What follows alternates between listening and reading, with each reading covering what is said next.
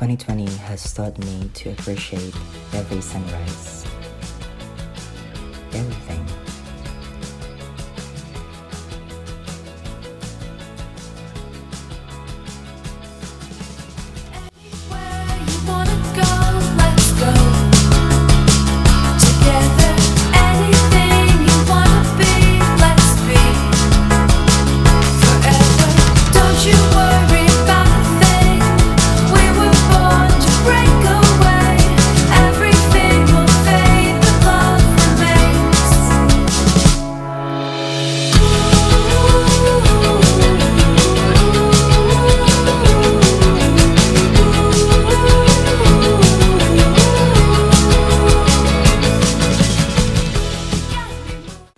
When I started this channel, I don't know why I have it, why I started this.